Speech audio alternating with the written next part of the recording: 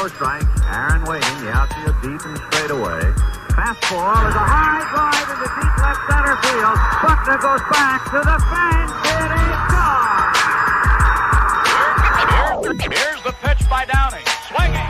There's a drive into left center field. That ball is going to be out of here. It's gone. It's 7:15. There's a new home run champion of all time, and it's Henry Aaron. The fireworks are going. Wilson's got a lot of ball, and somehow, some way, Paul Richardson comes up with the ball. Did you see that? He hit Steve Brown with what looked like a karate kick. So that's why they marked it 2 yards away. They fake it, though. It's a direct snap, and now it's thrown downfield, and inside the 45-yard line, it's caught. Caught at the 40-yard line. There's a flag down. 1 ball and no strike. Aaron waiting. The outfield deep and straight away. Fastball is a high drive.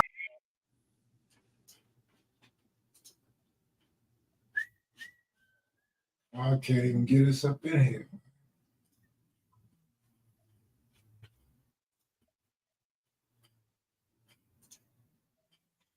What up, RJ? What's going on, Kev? How you doing? I'm all right, man. I want to thank you for coming on to the debut show, man. And I want to thank everybody in the comment section that showed up on time. Even if you're late, it's all right. This is the first show, man. We're going to get cracking. This is my childhood friend right here. When we say from the sandbox, we mean from the sandbox.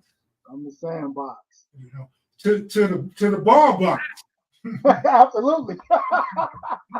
we did this a long time. Yeah. That's one of my good friends, man. Never had no arguments, no falling outs, no backbiting, no hating. This is a real cat right here. And we're gonna get a little bit into his story and let you guys know who he is. So we're gonna talk about the Dodgers, being a Dodger fan, the 49ers. You see, you got a 49er jersey on. We're gonna talk about this guy named Ken Norton Jr. We're going to talk about Caleb, the USC Trojan. Then we're going to talk about University of New Mexico. Just letting you guys know what the conversation is going to be about. But I think this is a very interesting guy, and you guys will be shocked to know he is the founder of the Blue Wig Crew. Tell him what the Blue Wig Crew is, Randy. What the Blue Wig Crew is, myself, my son, my nephew, my godbrother Dia. What we did, we go to Dodger games on a regular basis. We're real Dodger fans, we're baseball fans. And to put a little flair into it, we just started wearing blue afro wigs back in the day before the Dodgers started even winning. So, we do it on opening day. And whenever they played the Giants, just, razz it up a little bit. And all of a sudden, once the Dodgers started winning, it took off. Now you go to the stadium, everybody got on blue afro wigs. So it's a great thing. Man, you be on the big screen, all of that. Let's see. It's kind of hard. I don't know if y'all can see that. But that's my partner right there with the blue wig and his crew right there. That's the whole family up in there. Yeah. It's the whole family, your daughter, son. Absolutely. So personally, I'm a 3rd generation Dodger fan, which makes my kids 4th generation Dodger fans. So we've been doing this for quite some time, from my grandmother to my mother and uncles, myself, sisters and brothers. So family of Dodgers. Yeah. All right, let's get into when did you first get into baseball and football as a kid? Oh man. Actually, back when we was on the blacktop, Kev, my uncle introduced me to sports about 5 years old, and once we got to elementary school, from playing kickball on the blacktop and just pick up games from flag football. So I've been into it pretty much my whole life. And what about Little League and Pop Warner? Little League, same thing. Started Little League about 11 years old. Pop Warner started at 10 years old, but we were playing way before that, before we even got into the league up at Ladera Little League or Baldwin Hills, where we both played at. You was on the Angels, I was on the White Sox, Ladera Little League. Many legends have come through, played through there. People have made it. People didn't make it. We've seen some of the greatest ball players that didn't make it, what a lot of people don't know. Partner of yours and mine, personally, one of the best 5-star athletes I've ever seen, Robin Vaughn. And this guy had everything you needed about baseball. Just misfortunes. He didn't get all the way to the top, but one of the best ball players I've ever seen in my life, realistically. Yeah, Rob had game. What about Ken Norton Jr.? Big Ken. It's funny. Met Big Ken, 13 years old. We was actually teammates in Ladera. We played on the Brewers together. Then got to high school. We played at Westchester High School together. And, Ken's a solid guy, man. Hard working. Just, good dude all around. Everybody just, like, oh, this is a big guy. But Ken was just a big, gentle giant, but he could play some ball, man. He was a heck of a pitcher. Of course, he could hit the long ball. He was a tailback, linebacker. As he went to the league, UCLA, the Cowboys. Then he came to the Cowboys, which was a fabulous time for me. So, knowing Ken as a kid, coming up as an adult, Ken's a good dude. Now he's over at UCLA, trying to get his alma mater back on the right track. Hopefully he does real great, except when they play USC. So, other than that, it's my partner. Yeah. Hey, you remember when Pops used to come to some of the games? Man, did I? Pops used to be up there. I mean, and like I said, all around good people. Ladera Little League was just, it was in the middle of the neighborhood. Everybody played there. Everybody's parents showed up. Didn't matter. We used to walk up there, whether we had a game or not. Everybody would go to the ballpark, have a little slice of pizza, a little Coke. Best pizza ever. Don't know how that got away, but man, Ladera Little League was like a home away from home. How did you feel when Ken Norton went to your San Francisco 49ers? Well, I could just sum that up real simple. I wouldn't got the jersey myself. Being a Niner fan, Ken being an ex-teammate of mine, made me feel fabulous. Just watching Ken play for my Niners and winning the Super Bowl with the Niners made it even better. That's good shit. Hey, tell us a little bit about high school and where you went to college at. High school, went to Westchester High School. We played ball there, played there for 3 years. Played a year with Ken, my junior year, his senior year. We had a subpar record. We missed the playoffs by one game. But, hey, man, I've seen some amazing things out of that guy back then. And I want to say that was only his second year playing ball. I mean, just being on the same side of the ball with him on defense. Kev, you could have seen some of the hits that I saw up close and personal. The guy was a monster, real tough. Ken could plug a hole. You wasn't running up the middle without Ken getting a piece of it. And I seen some leather popping, so it was good stuff. After he moved on my senior year, we had a hell of a team. A lot of neighborhood guys. Myself, Isaac Elder, Brian Poole, cats, Demetrius Bledsoe. It was a family. At that point, it was more than a team. We took care of each other. My boy Rod King on one corner, Jay, Demetrius, myself, Chuck, Brian up front. And when you get into the trenches with your real brothers, it's nothing you can't do and nothing you won't do for them. So it actually made our defense pretty strong. We only lost one game that season outside the playoffs. And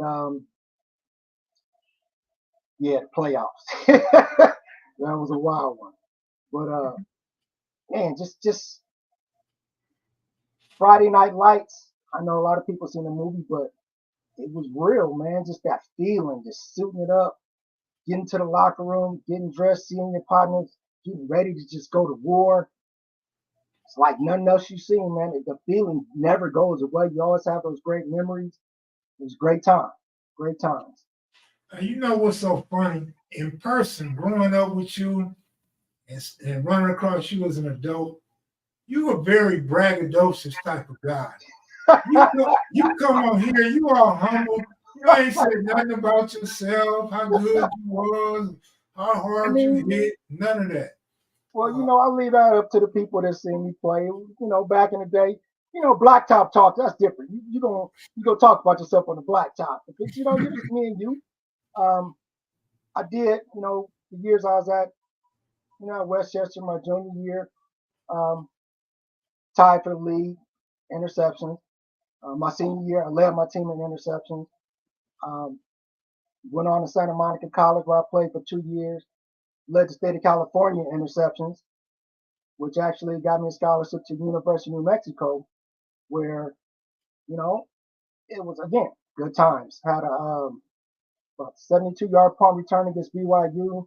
Newspaper clippings, it was all over the boards. And what a lot of people don't know, if you don't know me, at one point in my career, I was fourth in the nation as a punt returner, behind the likes of Tim Brown, who won the Heisman Trophy, Deion Sanders, who we all know prime time, guy Darren Early out of UCLA, and myself.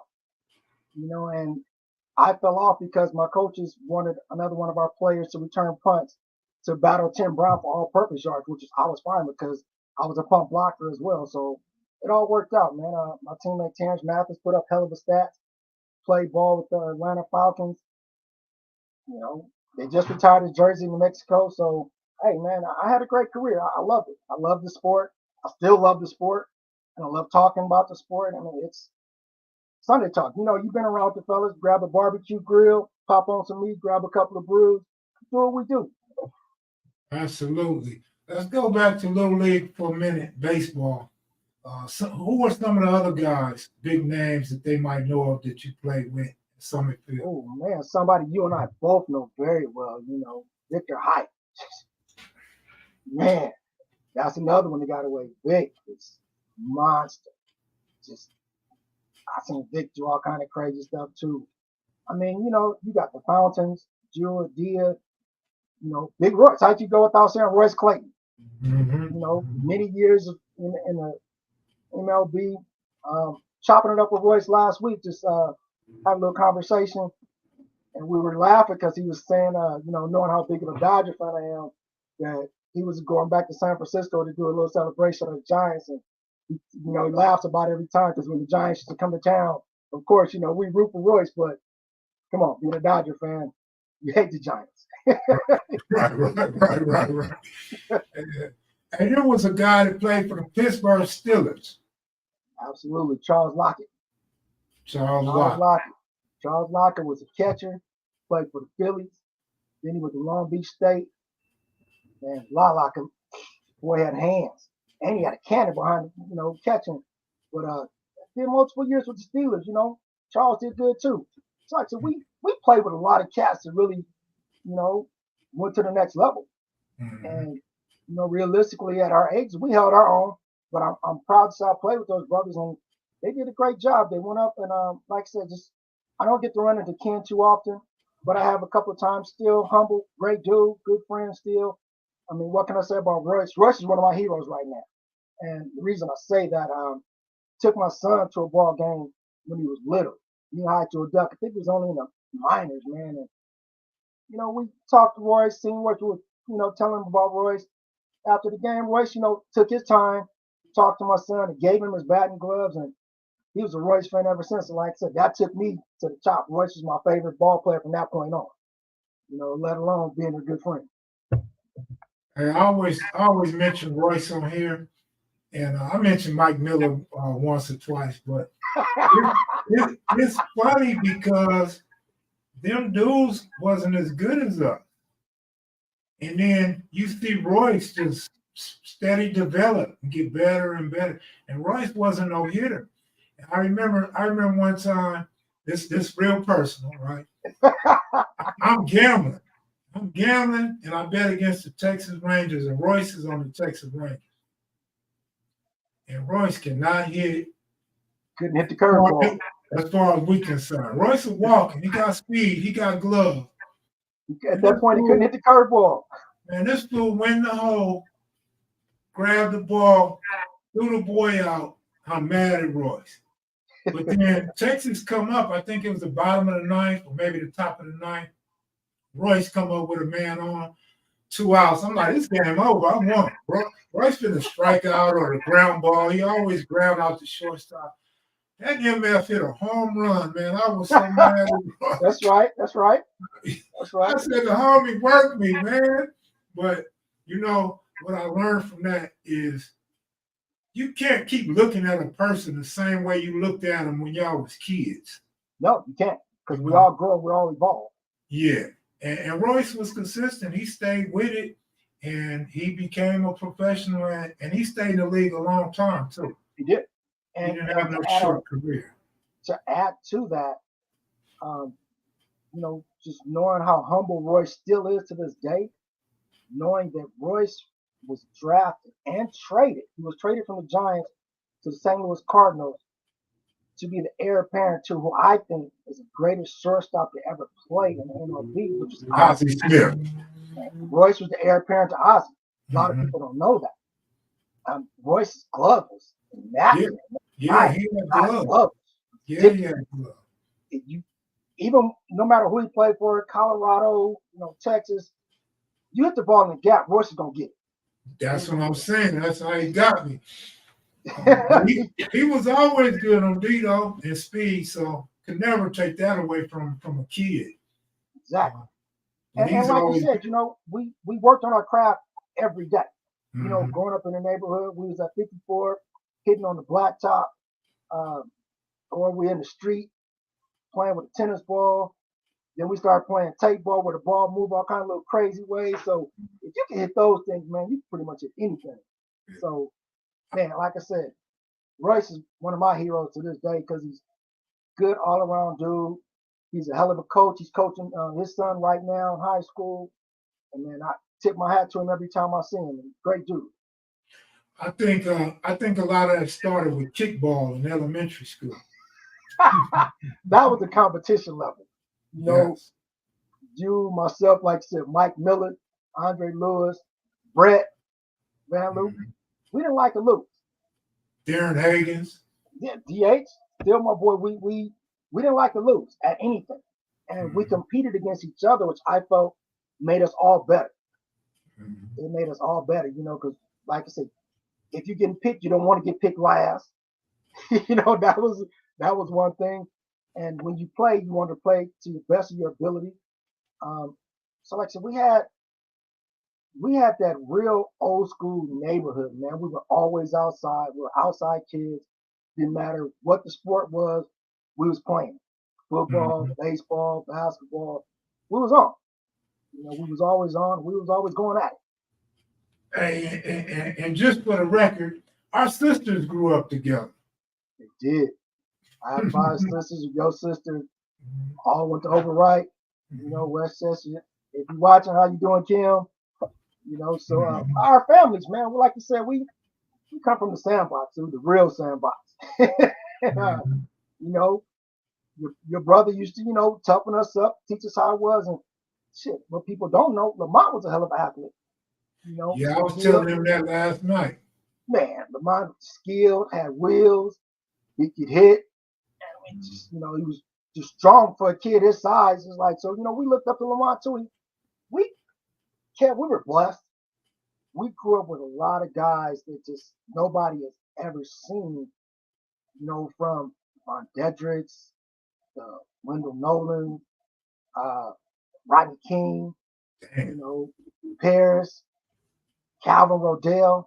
Let me stop right there because Big Cal, rest in peace. Big Cal. Man, this guy was switch hitting at the age of 13. Not was he only hitting, he was hitting home runs, mammoth shots. And the cool as the other side of the pillow, man. To this day, rest in peace. But man, that's my dude. Always been my dude. You know, love Big Cal. Oh shit! Andre Lewis said, "What about electric football?" I'll let you talk about that one. Well, Andre was a mean dude. He hated him some Clinton Greenaway. Hey, that was good times, and I still have my men and my boys. It's crazy because there's a little thing on Facebook where these cats are still into electric football. So whenever I come across it, I get a little chuckle. And some of the things that they're doing now, Kev, is what we did way back in the 70s. Mm-hmm. So we were ahead of our time when it comes to, the painting up the men, putting on the cleats, the glove, putting their names on the jerseys. We was way out ahead of everybody else on that. All right, so I'm going to tell one quick Andre Lewis story. Andre was playing Clinton Greenway. Clinton was like the best. Would you agree he was the best in the league? The best cheater. we found out his secrets. That's where I'm about to go. But he kind of dominated the league. Randy might beat him once or twice. Jewel might beat him once or twice. I don't think I ever beat him. But one day, me, Clinton, and Andre over to Andre's house, and they playing each other. What did Andre have? The Falcons? The Saints. Saints, Yeah, okay. Saints. The Saints and the Cowboys are playing. And Clinton is mauling Andre's line. He's just dogging Andre. And Andre got the little attitude. And Andre said, man, he said, why are your men pushing my man like that? And for some reason, Andre picks up Clinton's line, one of the linemen, and he sees a screw up under the base. The base is the little green part up under the men for those who don't know. So the screw makes it heavy so he can push the defensive line. And Andre seen that. Andre got mad. Andre slapped all that fool's Cowboys off the board. Said, man, you cheat me, fool. Get out of my house. Hey, man, that was hilarious, man. I remember those days, man, because for a moment we was like, there's no way if we all using the same type of bases and things like that for our players that his is dominating ours like that. But once we figured it out and got him back on the straight and narrow, we got things rolling again. Actually, I don't know if you remember because I had actually I had lost to him in the championship and Jewel beat him in the Super Bowl. And that's when he switched over from the Cowboys to the Dolphins. To the Eagles. Oh, no. The Dolphins. And then I blew him out. I beat him so bad. One day he started breaking his arms off his men to try to get him through the hole. It's like, you could, man, it was good time. We was kids. Again, for us with electric football, it taught us formations. It taught us how to, know who was on the team. From the offensive line, defensive line, backup players. We had all that. We had locker rooms. We kept stats. So, again, good times. Just doing things that we love. All right, somebody got a question for you. Young Tony said, do you remember the Singway Club in San Bernardino Spirit? Ken Griffey Jr. started there. I do not. I didn't remember the Spirits. I just remember when Griff got to the majors and he had this amazing swing. Man. I mean, it was a thing of beauty. The only person I seen with a swing like Ken Griffey Jr., cat that played out of Sportsman Park. His name was Boogie Robinson. Boog had a swing just like Griff. Unfortunately, he passed away in a car accident coming from school back in the day. But man, you talk about natural hitter. Boog was pretty damn close. He wasn't Griff, but he's pretty damn close. Hey, let's see, who was I going to know? I was going to ask you about somebody, but yeah, Little League was fun, man. I want to get into you being a San Francisco 49er fan. How and when did this come about? Again, back in the day, I'm a diehard Trojan fan. I grew up watching USC football with my uncles, and I fell in love with the Cardinal and Gold. As you know, we knew all the players, from Ricky Bell, Charles White, you name it. But my guy, my ultimate Trojan, Ronnie Lott, man. I mean, and it was the way Ronnie played the game, Kev, was so different to me till I fell in love with his gameplay. And from the time he got drafted to the 49ers, been a Niner fan ever since. So thank you, Mr. Lott. You're the reason I am a Niner fan. I am a diehard fan. Hated to see you go to the hated Raiders, but still rooted for you. I know you, man, that guy's best hard-hitting safety of all time. I know a lot of people throw up Atkinson and all that, but Ronnie did it with longevity. He played the game smart. He was a man that was just everywhere. And I tried to really mimic my game behind him with the exception of the hitting part. I mean, I studied the game. I knew what plays was coming my way based on your formation. And I just put myself in a proper situation, just like he would do. And it got me to where I needed to go. Like I said, through junior college, I led the state of California in interception. Went to University of New Mexico, did some things there, and man, it was amazing times. But man, bang bang Niner game. What more can I say? We don't like the Cowboys, we don't like the Raiders, and we bring the thunder. We got some quarterback controversy, as they say, but it's really not a controversy because it's a Brock party. This the RJ you talk about, okay? It's a Brock party. I still like my boy Trey Lance. He got some things to work on. I know he's nervous. He broke his ankle last week. He was a starter. Last year he was a starter. Brock came in and did some amazing things. You just can't sit a guy like that down after the season that he had.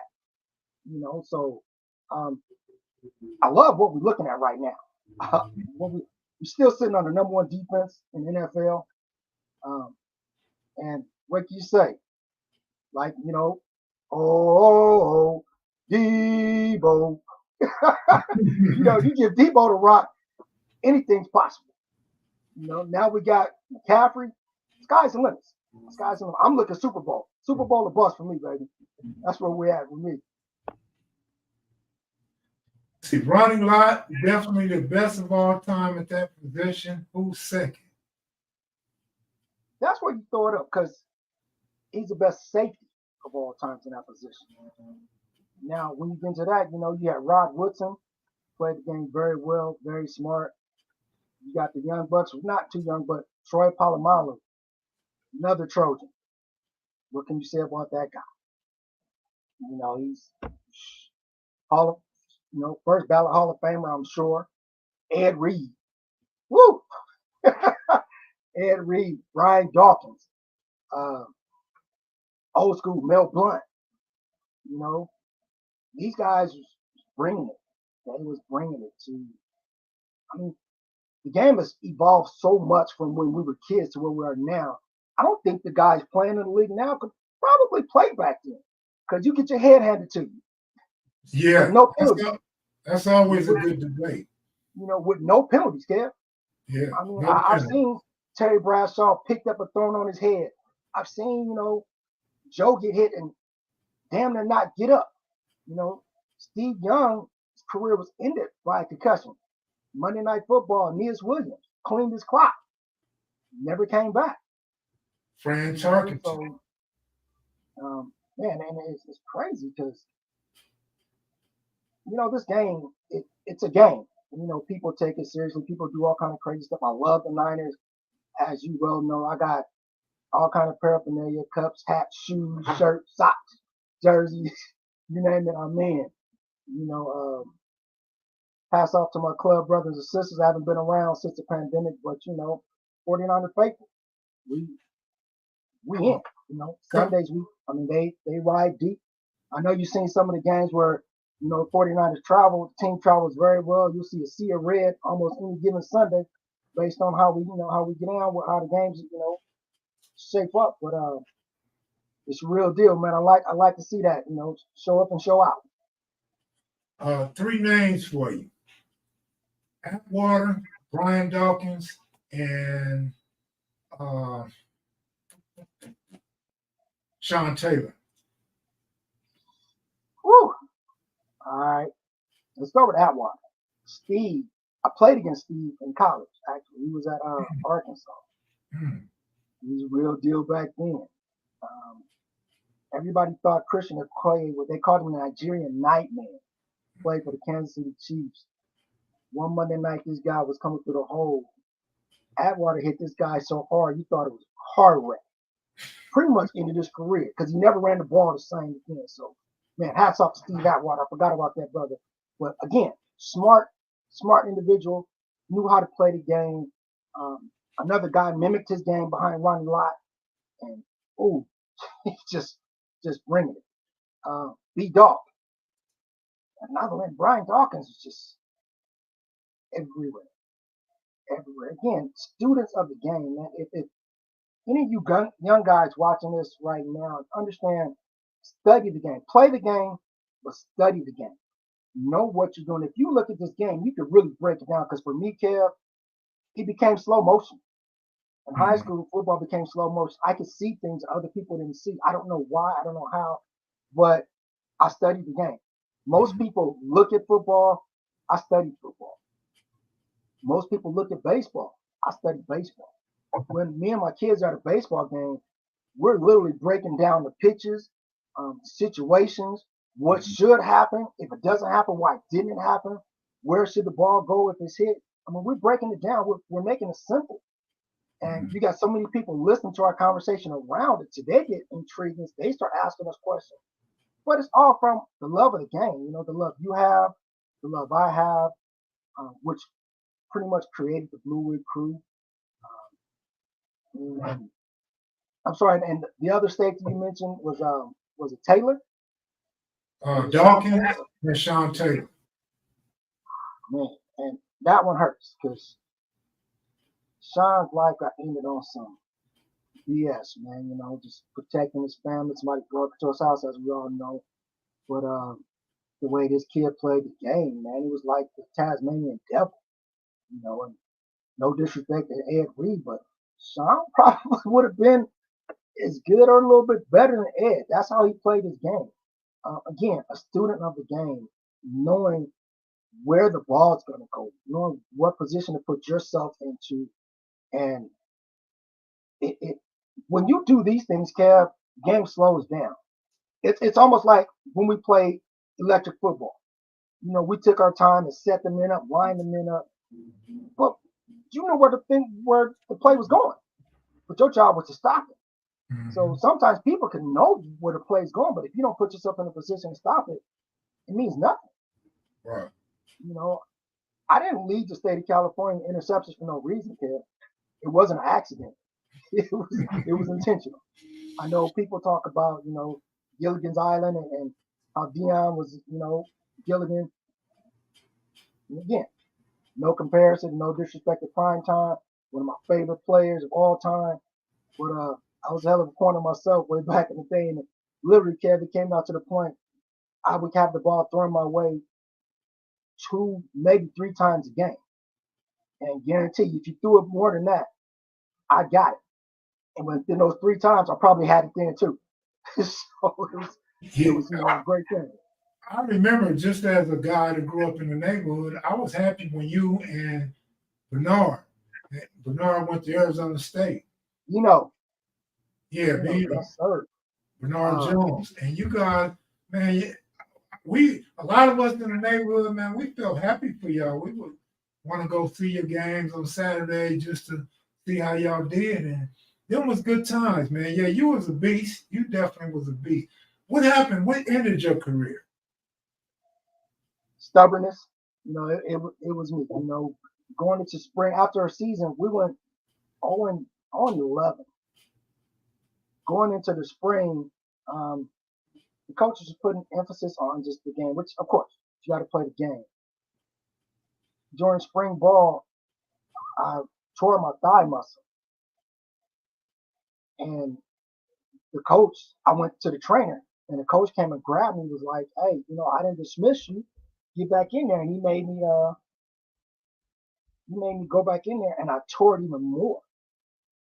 But I continued playing. You know, I would get treatment before and after practice because, like, you know, we grow up, Kev, you put a little dirt on to keep on going. But at the end of the night, my entire thigh muscle was like the size of my fist because it would just ball up. Yeah. And it was really holding on by, you know, sheer thread. So I'd have to ice it after. I'd have to eat it. And for the first time in my life, I lost the love of the game. And That still hurts today because it affected a lot. It affected me going to class. I just didn't want to do anything anymore. I didn't, but I got the love back. I don't regret anything because God has put me in positions to where I can help many people. I have trained a lot of kids coming along. I have, oh my God, just share my knowledge with young athletes anytime I can, and currently to this day, whether it be football, baseball, I share my knowledge. I've trained a lot of kids. But one thing about me as a coach, I don't train you to play the game only. I train you for life, Kev. Because as you and I know, life is bigger than the game. And if you don't make it, you still got to continue in that game called life. Yeah. So, when I coach my son and all my teams up there in Ladera, my senior team within 2 years, we lost 2 games. 2 games. And out of a roster of 12, 11 of my kids went on to play high school ball. Okay. Out of the 11, 10 played varsity as freshmen. So I think I did a pretty damn good job getting the boys ready mentally, physically, and just ready. And right now, they're all great men. Not ball players, great men. And that's what I look at, and it's a great thing. Yeah, you was a good baseball coach, man. I had the pleasure, me and T. Vic, of going up against you. Yeah. I wish I could have coached your son, dude. I know we talked about that once, but that's when, he moved away. But that would have been a great thing because your son had talent. I wish you could have coached him too. He went on to play football, and he was a damn good football player. But me personally, I think my son was lazy. And he got caught up. He had a friend that was a good DB, and his friend was on the weights, so my son got on the weights real tough. Son started using steroids. I told him, my son's friend. I said, man, look, stay away from that dude, man, and if you can, tell him to leave them steroids alone. And he just kept juicing, man, and I seen his friend and his son. Because I used to brag, y'all can't hit no weights, but they got big and strong. Right. I couldn't fade them.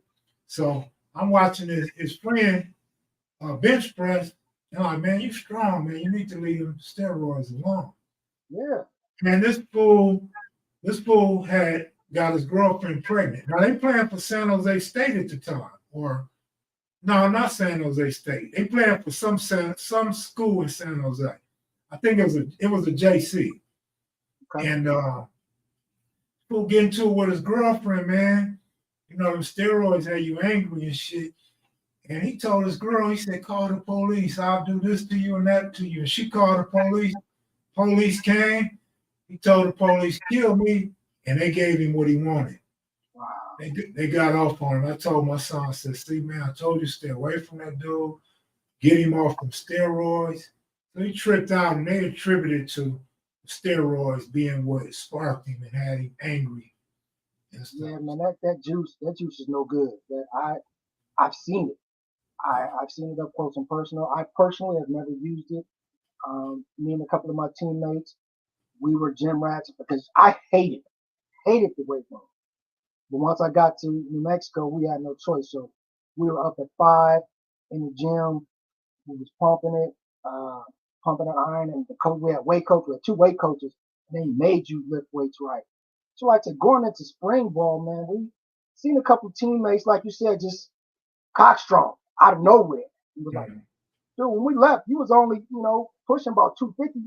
Now you pushing damn near 400. That's physically impossible that fast. So it went bad. What a lot of guys don't know, like you said, it messes with your mental. But it's almost like artificial muscle because your body is not used to your muscles growing that rapidly, and they tear. Yeah. And once they tear, they never heal the same way because now your muscles are looking for that juice to mend it and keep it up. But if you don't have it, it's a drug. So it's like coming off a drug, I'm gonna let you guys ask those questions. You got a lot of questions in the comment section, but I'm gonna get to you guys in 5 minutes. I'll let y'all close the show out with your questions. Right now, I want to ask him a few more questions, and then I'll get to y'all questions. I want to ask you about, I ain't no 49er fan. I ain't no Frisco fan, no Bay Area fan, none of that. But always give respect where respect is due, and there's some great 49ers that haven't made it to the Hall of Fame. So I want to ask you about your opinion on some of these guys. Roger Craig. Okay, okay, you want to start with Craig? Let's go with Roger Craig. I mean, come on, dude. First running back ever to have 1,000 yards rushing and receiving. And it wasn't like he was no slouch. We know Rod, he did the damn thing, man. He was the first true multi-purpose back in the NFL. That the running back you see right now, a mimic behind this dude you got on the screen right now. And Roger was a thumper. He came in the league as a fullback with Wendell Tyler. And when the coach seen what he could do, they basically had a two-back offense with two tailbacks, which takes me back to Pop Warner when we had Corey Neal, Dante Montgomery. We had two tailbacks. I was at quarterback, I had Corey, I had Dante, so we was a three-headed monster. You never knew where the ball was going, but all three of us could take it to the house at any time. Just like Roger, he could take it to the house on the ground. You throw him a little swing pass, a little dump off, he could take it to the house. So, man, this dude is being snubbed. I don't know why. Don't understand why, but one of the greatest multi-purpose backs of all time. 1,000 yards rushing and receiving in the same year. First player to ever do it. 3 touchdowns and 1 Super Bowl. I believe the first to do that. Against the Miami Dolphins. That's crazy. That is crazy. I even got what do you call them women that think they men studs. I got studs that be texting me like, man, what's up with Roger Craig? I don't know. I have no idea. I can't call it, Kev. I mean, I don't know how I know they say they vote on it, but it's like, you got so many people coming up and going in. You got these great receivers. We got T.O., who's well-deserved. You got Randy Moss. What can we say about Randy? It's all in the name. But you got all these great guys still coming on, but you can't forget about the old guys, man, because they paved the way. And it's sad to say they wait till some of these guys die, then want to put them into the hall and, give the award to their families. And this guy is deserving of that award. Get him in the hall. NFL, if y'all listen to me, get Roger Craig in the hall. Okay, before I get to Dwight Clark and John Taylor, you brought up T.O. Let me show you something.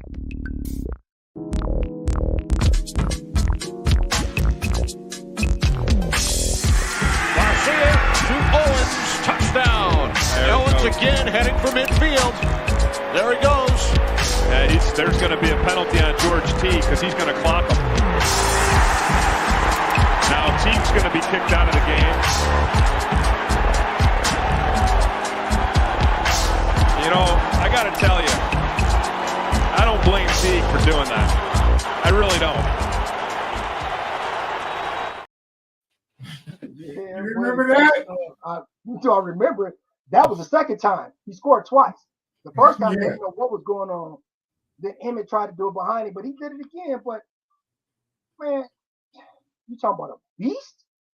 A beast? T.O. was pretty much unstoppable. What put T.O. out of the game was T.O.'s mouth and his bad attitude. He was a bad team player. He wasn't a good teammate. He was a great player, but he wasn't a good teammate. Right. And NFL just made a decision. They didn't want players like that. Being in the league, he was a cancer to himself, kind of like Dennis Rodman. And to this day, why is Dennis Rodman not in the Hall of Fame? Attitude.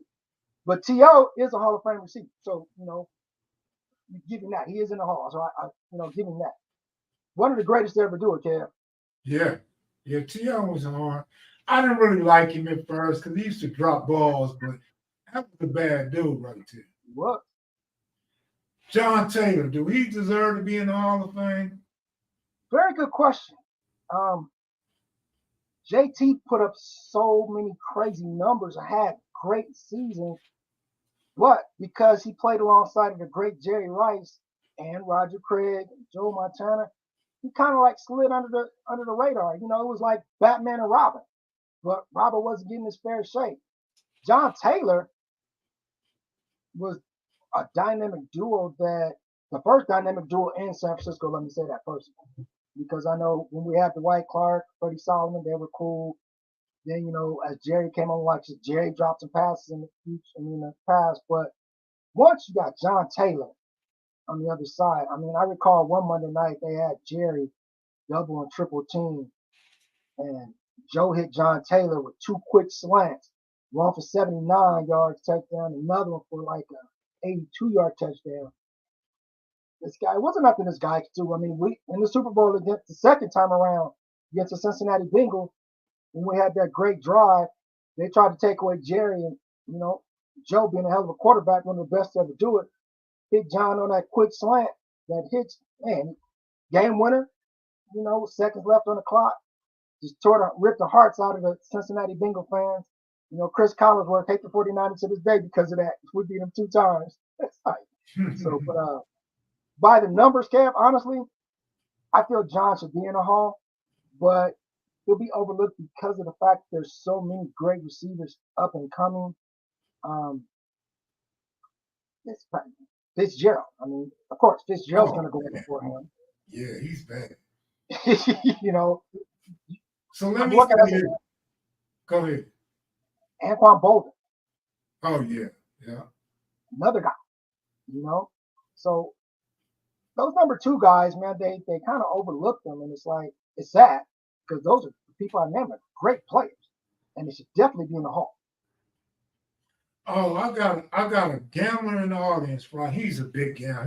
He's more big time than I ever was. Right? But he's probably where I used to be. Put it that way. But he's a bigger gambler than I am. He asked me this earlier, and now he's asking me now. Are you a gambler?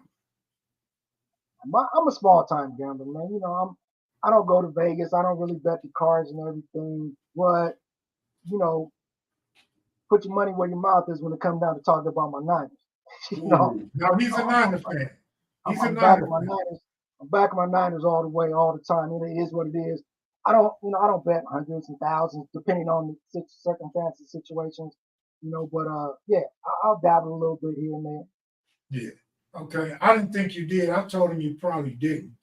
But I want to say this. You made a point for me that John Taylor was a second option.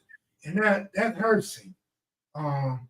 But what you didn't say, if John Taylor was on any other team, he would have been the first option. Number 1 receiver. Absolutely.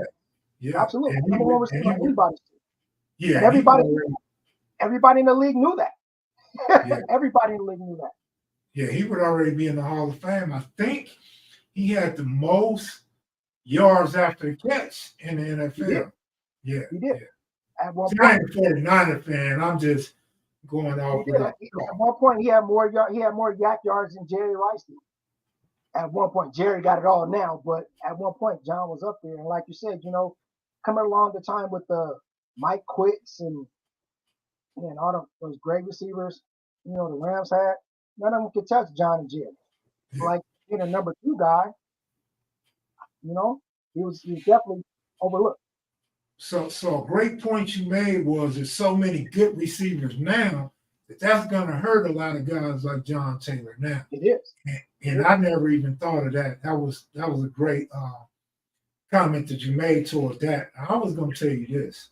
It was a Mexican guy named Tom Fears on the LA Rams. He's in the Hall of Fame. You compare his number to John Taylor's numbers, very, very similar. John Taylor edges him out just a little bit in probably 3 out of 4 major categories. So by the numbers, like you said, John Taylor does deserve to be in the Hall of Fame. But again, you made a great point. There's so many good receivers now that hurts a guy like John Taylor. Absolutely. Okay, now I'm gonna just get to this one guy, Dwight Clark, and then I'm gonna hit you with some of the questions in the comment section, and then we're gonna call it a night. Okay. let's see. So here goes Dwight Clark. Does he deserve to be in the Hall of Fame? Based on the conversation that we just had, you have so many great up and coming. Dwight put up some decent numbers. I can't say over a career he put up Hall of Fame numbers because he was the number one receiver, actually, for the 49ers. He took over the number one spot from Freddie Solomon after this play right here, which was the catch. Propelled the 49ers over the Cowboys, sent them to the Super Bowl, and the rest is history. This game alone pretty much put Dwight on the map. Realistically, like I said, by the numbers, I can't call Dwight a Hall of Fame receiver. A hell of a receiver, yes. Great hands, great route runner, but by the numbers, I can't see him going in over a John Taylor or some of the other guys that are just out there that are just beasting right now. Now, what I like and I can respect a 49er fan like you and Jerome Wallace. You guys are both fans. No, you don't think so. But I don't give a damn about the Dwight Clark or the 49ers. He was a good player, though. He was a really good player. And he was a clutch player. He would be the third option sometime, but he was a good player to me. But I'm going to say this. A guy that I grew up, I was a Ram fan when I was young. I love the Rams, but a guy that gave us hell, and damn Pittsburgh Steelers and Lynn Swann. So now, Swann was a bad dude. Swann in the Hall of Fame. But Swann numbers ain't much better than Dwight Clark, bro. That's true. But at the same time, Swann did it at that high level much longer than Dwight did. Like if Dwight did it on the back end of his career, Lynn did it his entire career. I mean, True. You knew Lynn Swann was going to get the ball, but you couldn't do a damn thing about it. Him and Starwood, if Terry decided to get them the ball, you wasn't going to stop those guys. Because Lynn would do some acrobatic stuff that was just, people would try to go outside and mimic, but you couldn't. Because the way he could contort his body to just do different things and pull the ball down with one hand and just concentration level. Lynn was one of the best before Jerry and all that. Yeah. Hey, I like what you said that Lynn Swann would do acrobatic stuff and he'd go get that ball. What I didn't like what you said was when Bradshaw decided to get them the ball. No, Bradshaw would just throw the ball in the air and Lynn Swann would go get it. There was no difference than Brett Favre just throwing the ball up to another Hall of Fame receiver who didn't make it because he got hurt. You know what I'm about to say. Come on, bring it. Oh, no. Who was it? Sterling Sharp. Oh, Sharp. Yeah. Sterling Sharp. Not Shannon Sharp. Sterling Sharp. Yeah, Sterling. And if you guys don't know about Sterling Sharp, look him up. Sterling Sharp was right on Jerry Rice's heel till he broke that little bone in his neck. That was one of the greatest receivers. Man, he'd probably be up there above some of these top cats. If he didn't hurt. I agree with you. But you know what I'm like? You called out the only white boy on my wall, man. Look, why is he on your wall? You know why? Hey, that's a great question. Because I won a lot of money with Brett Favre. Hey, he was a gunslinger. Favre, Elway, Steve Young, they're my guys, man. They helped me get a lot of money. I'm taking Steve all day long. Tom Brady. I love Steve Young. Steve Young was a black dude in a white man's body.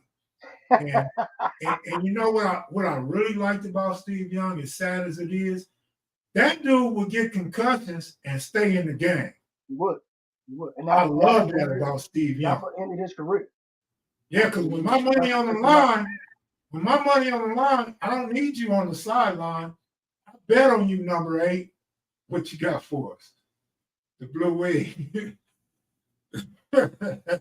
Just to represent a little bit, if y'all don't know, if you ever see 3 black guys out there at Dodger Stadium with blue wigs on, the Blue Wig crew, baby, come holler at us because we always out there chopping it up just like me and Kev is doing right now. And it's going to be all fun. They say I need to get Shannon Sharp on the show. All right, I'm going to let you guys ask some questions. I went We went 10 minutes longer than I thought, but y'all go on and get them questions in that y'all was asking. Hey, you know, I love and admire, homie, your sports knowledge.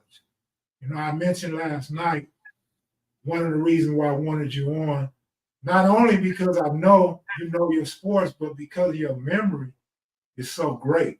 And it goes back to you saying you study football. So when you study a sport, because when you said you study baseball, you already know I study that shit too. Right. I'm breaking down games. Matter of fact, it's a guy in the comment section, Jerry Allen Jr. He's from Compton, but he resides in Washington. He calls me all the time. I be going in on the Dodgers. I love them. You know I don't like Dave Roberts. I know you don't. I can tell you Dave was all right, Kev. I can tell you Dave's all right. I don't like some of our relief pitching. I love the Dodgers, and I love every single Dodger hitter in that lineup, whether he starts or come off the bench. Hey, how'd you feel about getting Kike back? Oh, that's cool. You know what? First time I seen him play, I'm like, man, he ain't what he was in Boston. But then I seen him come up in a clutch situation the other day, and I felt good and confident that Kike was up at the plate. Okay. Yeah. So, you know, Randy, I don't know if you know, but I'm big on clutch hitters. Oh, I know that. I don't give a damn if you bet 220. You're going to come up in a game situation and come through. I love you, man. I love your bet. And it's a conversation I have with a couple of my buddies, you know, one in particular, Isaac Charles Elder. You know, he always calls out Max Muncy as a bum, but you fail to realize Muncy literally ripped his elbow in half, and he came back too soon. Mm-hmm. And like you said, clutch hitter, I'm putting my money on Mad Max in the clutch situation any day of the week, buddy. Any day of the week. I'm going to be honest, Randy. And I'm not saying this because I'm a Dodgers fan. I'm saying it because I'm actually a fan of the player. Mookie Betts, before he became a Dodger. Got Mookie right here. He's great. Mookie in the Red Sox uniform. It was great, and he's better now. I was a Freeman fan when he was with the Braves, and now he's on the Dodgers. Absolutely. You know I like J.D. Martinez, and now he's on the Dodgers. You know, and so what I'm saying is, man, we got so many clutch hitters in that lineup, bro. We do. My only problem, like I tell Jerry Allen, I'm worried about the Braves, man. The Braves are really good baseball team. The Braves are scary, but you know what, Kev? Honestly, I think hopefully Buehler will be back. I'm not looking at him to come back and be, you know, that fire starter, but he'll be a hell of a back-end pitcher coming out of that bullpen. And that's pretty much what we need. I think we could go, you know, back to back with anybody. You know, the Braves got a nice little pitching staff, but I think our boys in blue, we got something that people aren't really looking forward to, and that's that moxie that Muncy, you know, Mookie, Freddie, they're bringing something. Kike, man, they're bringing hunger. JD, these dudes hungry. Hell, even Will is beasting now. Will Smith he's clutch too. And you know, the young rookies, they've come along, so it's contagious. Like we say as kids, hitting is contagious. You know, Matt Baltazar said all the time, hitting is contagious. You know, so if everybody's hitting, you know how it was, Kev. You sitting there, man, let me get up. I need to get my hit too, because everybody's hitting. I want to get my hit too. You know, it's a great thing, and I'm looking forward to seeing the Dodgers go down the stretch. Again, like I said, I'm not a big gambler, man, but I will put my money where my mouth is. I'm looking for the Dodgers to win the World Series, not just be there, but to win it all. All right, so here go a question I don't have an answer to. Let me see, Big Lee. Big Lee said, what was my man's name on the Cardinals that put Steve Young to bed for good? Aeneas Williams, number 35, Hall of Fame cornerback. Oh, that was Mailman used to love him. Yeah, Aeneas Williams. Should Ricky Waters be in the Hall of Fame? Yeah, absolutely. Because before Ricky came to the 49ers, remember, he had a stellar career with the Philadelphia Eagles. They called him Ricky Running Waters. The cat, he put up numbers. He got Hall of Fame numbers. So, yeah, Ricky deserves to be in the Hall. Absolutely. Now look, man. This ain't got nothing to do with my guests. Don't include my homeboy in this. Are you out of line? Anybody from San Diego come in right now? You out of line. And the reason why he says looks and sound good. Check this out, man. San Diego Padres ain't even in this discussion, homie. The who? Y'all back up off the top, man. The Padres, man. Hey, man, let me tell you something. The Padres went out and bought and built a roster to try to beat the Dodgers. They outbid the Dodgers for Manny. We told Manny he could keep it pushing. Yeah. You see what we are now. Padre fans can't say nothing. They try to say it's a rivalry. It's not a rivalry. You guys win one game, you have parties in the street. We win championships, baby. Like Kobe said, we don't celebrate wins. We celebrate championships. So until the Padres get one of them, miss me with all that. Man, look, I'm glad I got some people that's agreeing, man. Look, Randy, you can dig through your phone, man. I don't know if you keep your text messages, but I told you 2 years ago, or at least a year and a half ago, Padres ain't got no more action than us. They cannot beat us. It's done. They're done. They wasted all that effing money, man. You did say that because they outbid us for Juan Soto. Juan Soto wanted to be a Dodger. Yeah, I wanted him to be a Dodger, but I was like, we could pass on Soto. We could pass on. I did too. And all them pitchers too. Yeah, it's Scherzer. Still good. He's still out there doing, but hey, that's his bad. He want to stay here and win. Yeah, absolutely. What a lot of people get mad at me about because they talk about it. So, Kev, I'm an avid Dodger fan. I'm a diehard. I go to a lot of games. Took my son, my daughter, and my nephew to a lot of games. We actually seen,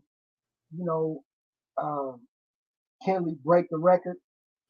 And for you guys who don't know, Kenley Jansen, by the numbers, will be a Hall of Fame relief pitcher. I don't care what you say about what he did in his career. Kenley's cutter was killing it, and everybody was on his job. Yeah, he fell off towards the end, but you know what? Some people don't know when to hang it up, and it's okay. But by the numbers, Kenley's one of the all-time greatest closers in Major League Baseball history. Look up the numbers. Yeah, I was telling Marlon that.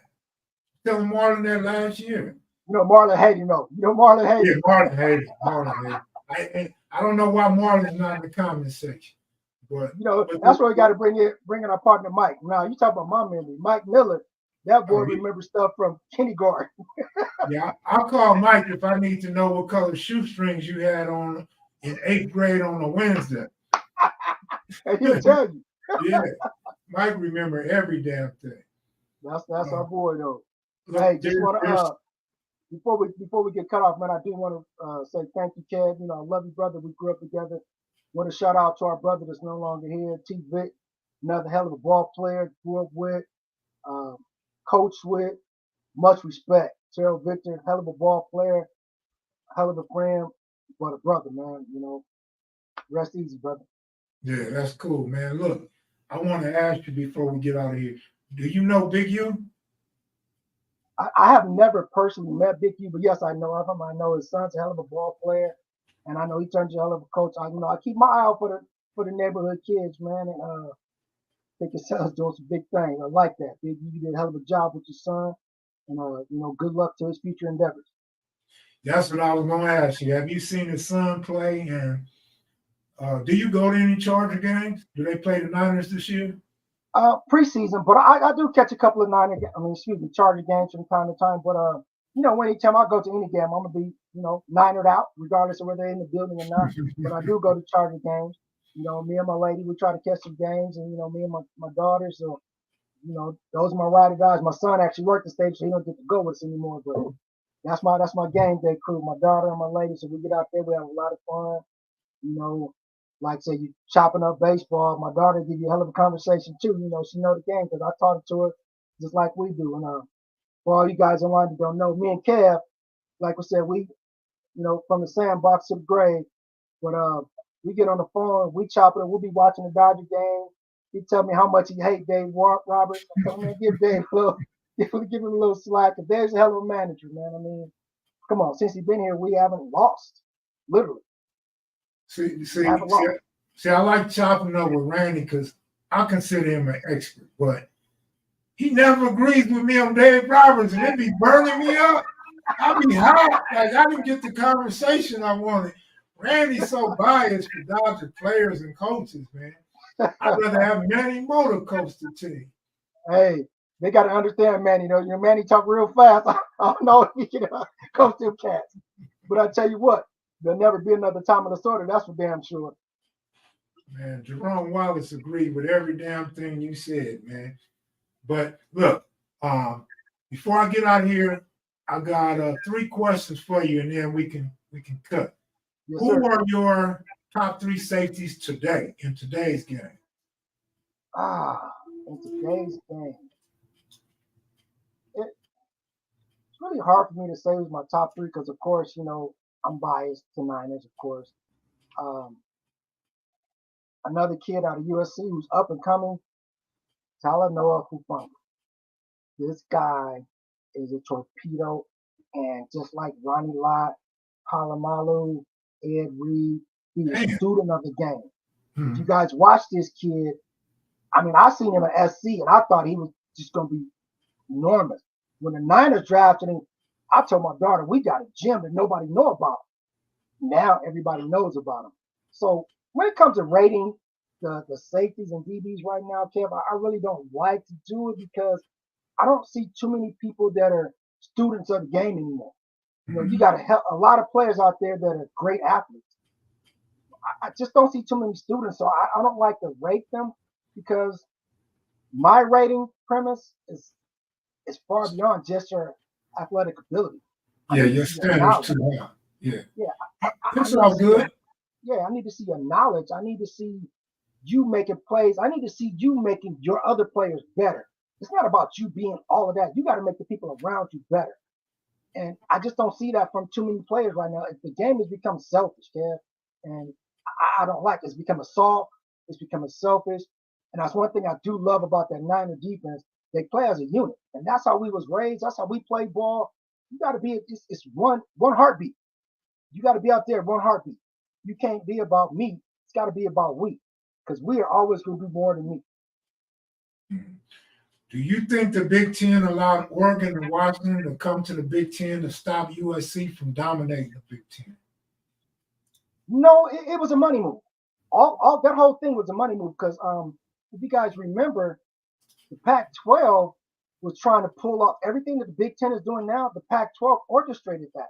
They were trying to get the Big 12 to merge with the Pac-12. But when that deal fell through, the Big Ten was like, they threw that money out there and said, hey, you got TV rights. And we all know SC never really gets as big because most of the writers are on the East Coast and they don't stay up for the West Coast game. So now I'm just so excited to see the Trojans go through there and just thrash these clowns on a regular basis and let them know West Coast is the best coast, baby. Absolutely. Hey, Jay Wood, sorry if you're offended, but we have never heard of Big J Dub. You want to tell us who you are?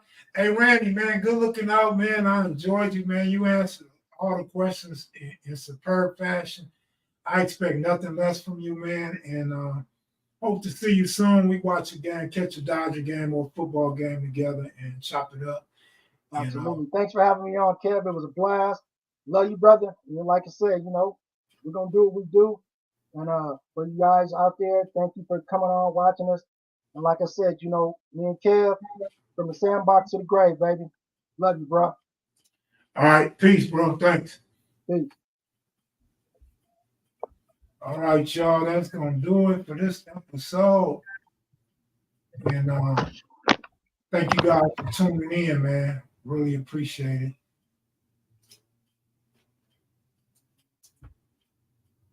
With that, I'm out.